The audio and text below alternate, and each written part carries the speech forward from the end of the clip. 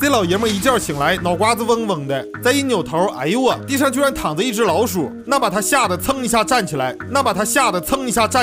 发现自己被困在银行的金库里，看了眼手表，4月1日9点33分。哦对，今天是愚人节呀，肯定是同事跟我开玩笑呢。13走到铁门前，使劲的想把门打开，发现根本打不开，然后拿出手机想给外面打电话，结果手机没有信号。这时他看到角落有个铁柜子，上面还挂了把锁头。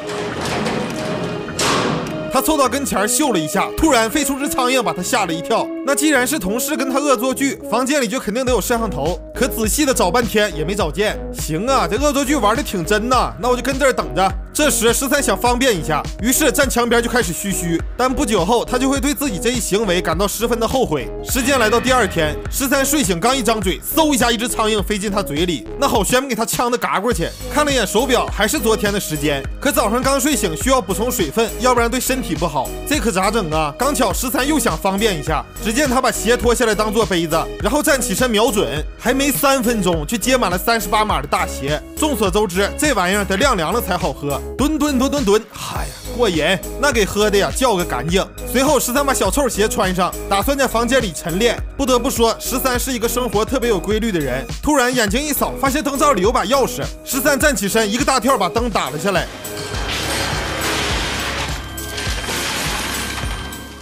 捡起来一看，是柜子上那把锁头的钥匙。只听咔吧一声，柜门应声而开，那里面是氧气罐跟煤气罐，还有铁锤跟凿子。于是13想到了逃出去的办法。这老爷们跪在不锈的钢门前，拿起铁锤跟凿子就是一顿砸呀。费了半天劲就破了点皮儿。这是他被困密室的第2天。随后他拿出柜子里的焊枪，戴上小墨镜就要开始工作了。对着大门就开始用火烧，可烧了半天还是白费力气。那烧门不行，弄点水喝总行了吧？对着头顶的消防喷水器就是烧，但又烧了半天，连一滴水都没看着。那给他气的，对着柜子一顿发泄，又把消防喷水器砸了下来。哎呦我，这里压根就没有水。13觉得自己被耍了，反而变得更加冷静，仔细分析自己现在面临的问题：第1没水，第2没吃的，第3该怎么出去，第4到底是谁把自己关在这里。突然13看到墙上有个眼儿，这让他又燃起了希望，拿起铁锤就开始砸墙。他抡起袖子砸了得有6789下，可算是砸出来一个洞。但此时他已经消耗大量体力，出现了缺氧现象，抱着氧气瓶就咔咔一顿吸，吸完直接倒地睡着了。等他清醒后，急忙关掉氧气瓶。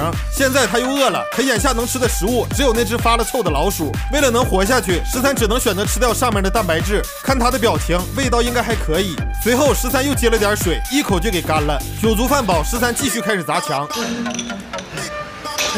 那洞口越挖越大，13可以探出整个身体。他迫不及待地钻到对面，可怎么也没想到这边还是一间密室，唯独不一样的是这里多出一口棺材。打开盖子一看，好家伙，里面居然躺着一个肤白貌美的女人。13想确认她是否还活着，然后这一嗓子差点没把13给吓死。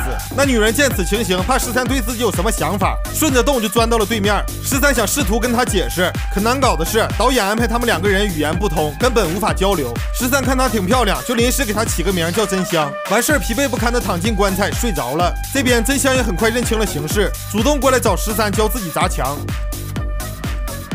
男人教女人砸墙，教会之后就去睡觉了，大概睡了得有半个小时。起来一看，哎呦我，就凿出来个眼儿啊！13忍不住想笑，真香也觉得很没面子，钻回隔壁房间就准备方便一下。13看见，急忙叫他憋住，并且把皮鞋丢给真香，比划半天他才明白是什么意思。就这样，还没用上1分钟，真香就把38码的皮鞋给装满了。13接过，那喝的津津有味儿，自己也硬着头皮周了最后一口。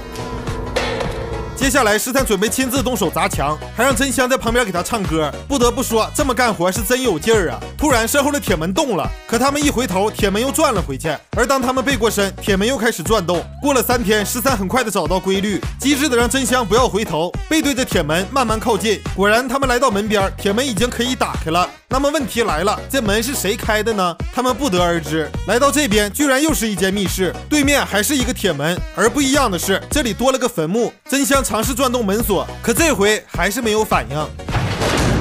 调整好心情，他们俩来到坟墓下面，背对着铁门继续开始凿，希望能像之前一样，铁门能自己打开。然而他们不管怎么努力都是徒劳。13的体能已经到了极限，倒在地上睡着了。真香在13的嘴角抹上自己的唾液，希望能给他补充一点水分。最后真香的举动让13特别的意外。我知道大家不感兴趣，就直接过。大概过了3分钟，他们俩都倒在地上睡着了。突然铁门再次响起，真香跟13拼尽最后的力气，相互搀扶着走到门前，打开铁门，眼前的一幕把他们俩惊呆了，简直就是一片世外桃源，有山有水有树林，那跟想象中的样子完全不一样。有人说他们逃了出去，也有人说这是他们死后的幻觉。